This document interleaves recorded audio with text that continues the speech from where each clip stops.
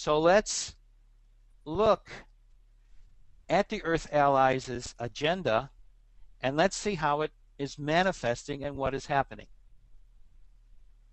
Now, first of all, let's look at who our Earth Allies are. For those of you who don't quite know or remember who they are, let's look at them. I'll explain it with these series of bullets, but I want to also explain it by a little few examples. Okay, as I says here, the Earth Allies are the good guys. They are Earth humans just like us, but they're different. They are in positions of power, both within world governments, the military, major Fortune 500 corporations, religious organizations throughout the world, major financial institutions, as well as being on their own private influential individuals. In other words, people who are part of the vast wealthy families that we know around the world, whose names we know without even mentioning them. So what we have here is a group. It started out originally in the centuries and centuries ago. What happened then was many people who had gone on various crusades for various reasons. In other words, for instance, in the case of Europe, the Holy Crusades to the Middle East.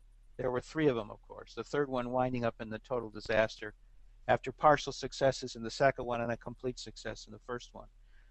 These people came back, and these people, of course, meaning princes and people who went with them, pilgrims who went with them to the Middle East to pray, etc.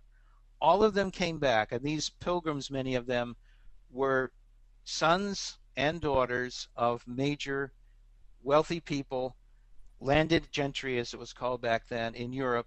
Similar things happened during wars in Asia, in India, in China and Japan, all during the period of the last 1,000 years. This group began to form networks within themselves. What I'm going to like to call these are occult networks, because what had happened is there are ascendant masters on this world. The ascendant masters, part of their basic job is to take these kind of individuals who are willing to change or willing to help the light and give them a basic plan on how to do this.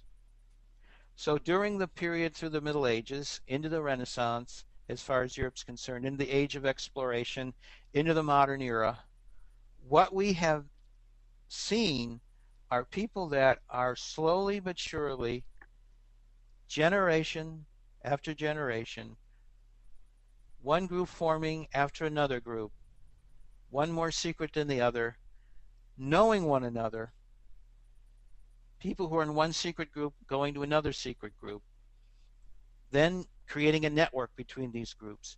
So eventually, by the end of the 20th century, there existed the networks throughout Europe, throughout Asia, throughout Africa, throughout Oceania, throughout North and South America, of very special beings.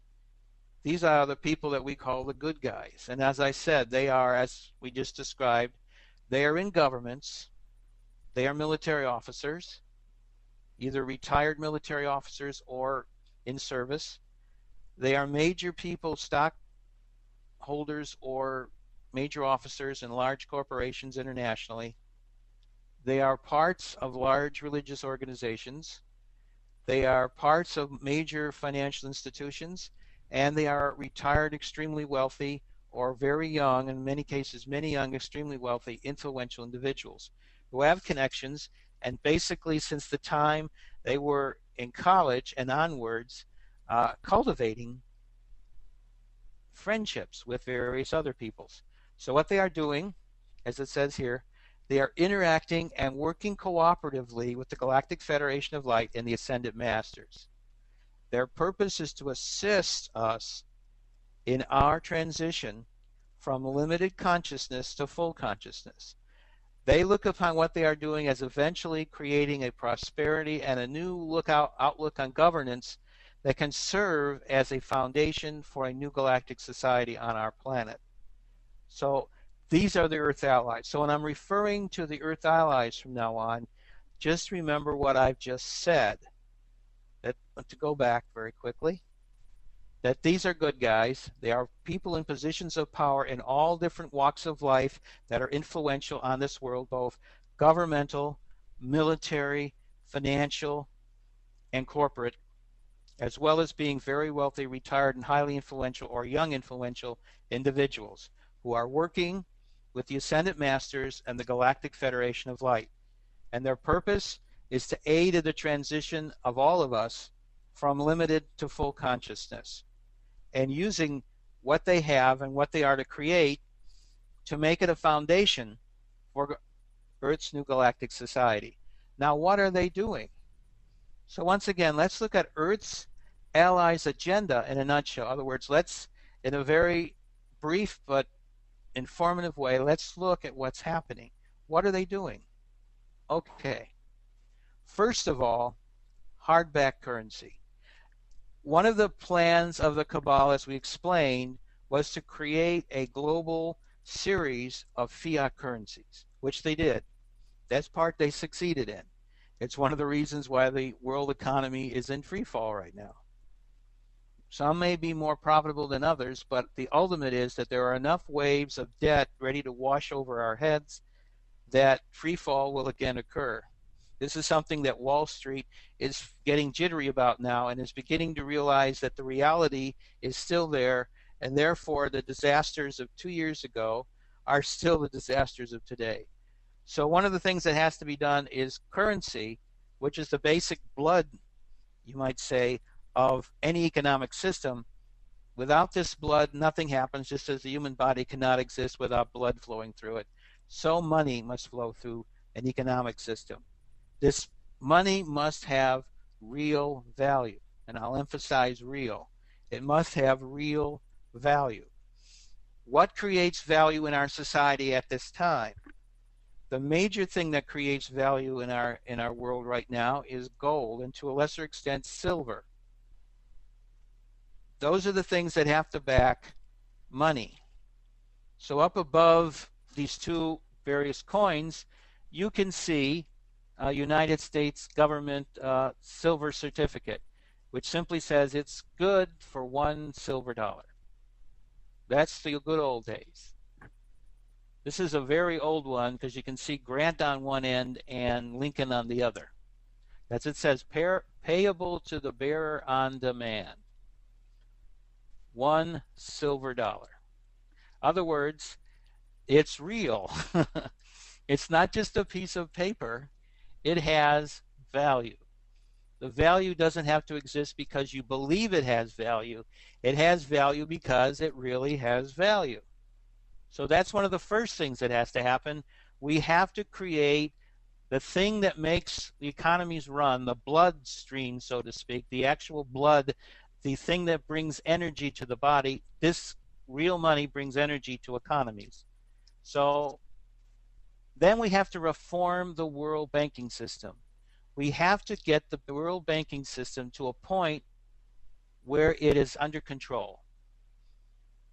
One of the things that creates problems around the world is that you have a major problem because banks do not really reflect what they say they're worth. They reflect what they want you to think they're worth. So what we have to do then is reform the banking system so it does three things. It reflects its true value. Banks actually accept loans, give them out, and third, they actually have accounts that are real, not made up, not bloated. In other words, as part of this reforming of the world banking system, as part of the process of creating real money, which means hardback currency, the world has to deflate rapidly to maybe like 10 or 15% of what it is worth right now, because that worth is made up. It is not real. We have to go back to what is real. That's the first part. There's going to be abundance in this. This is all a bridge. I want to emphasize that. This is all a bridge. But what we have to do is make a bridge that gets us from A to B and doesn't fall down. So that's what this is all about. So you reform the world banking system so it is a real banking system, not a system made up for the accumulation of quote-unquote fiat concepts of money, but is real. And it actually does things that banks are supposed to do. So the other thing that has to be done is the real estate market. The real estate market right now has been set up so that it's in a free fall. The reason why it's in a global free fall right now is because everything has gone down to a semblance of realness. But what we have to do now is localize the markets. The globalization of real estate has to end, and we have to move to the next phase, which is to have real estate that is real, if we can use that as a word. So what we have happening here is a real estate market that is real, which means it will be deflated greatly, but the mortgages will be real mortgages. They will represent true wealth. They will be a system that is actually legal, not illegal. They will be done in ways that allows for hardback currency to be what we're talking about transferring here. And it's going to be a system that basically helps the local markets and doesn't cause sudden massive heat-ups of the local market caused by the reverse rapid falling of the economy of any local market. So the result is we can unite, but we represent our sovereignty. We become a system that begins to see the earth as one system, but first we're working on creating a way to make the modified, extremely modified way of the old one be a bridge to this new system. Remember, and this is a key point in talking about all of this, these are about bridges. We're building a bridge that won't fall down so that when we get to the other side, we don't need it anymore. We can deconstruct the bridge and be in a new reality. That's what this is all about. It's not about taking the system that we have known for so many centuries, somehow making it better and keeping it. That is not the purpose of what we're talking about here. Our Earth allies, working with the Ascendant Masters and with Heaven and with the Galactic Federation, understand that. And that's what they're doing. That's why if you go back to at the beginning, we talked about a major banker saying simply that slowly but surely all these guys in the dark cabal are being forced, being pushed to fall on their swords, so to speak. This is happening because the system that they created has run its course. In a way, by overheating the world economy to such an extent and overburdening it with debt to such an extent, they actually did us a favor, even though it's not very much fun right now. What we have to understand is, what is this favor? This favor was they sped up the destruction of their system so that it fell apart before the rest of their system could be fully put in place. So let's look at some other parts of this. Gold, since the time it has first been mined back in the ancient world, gold is still gold. There's like a law in physics that says energy can be neither created or destroyed. The same thing can be said about gold. What we have to understand is that this gold, which is trillions and gazillions of dollars in worth, if we were to take it all together, is out there, hidden away.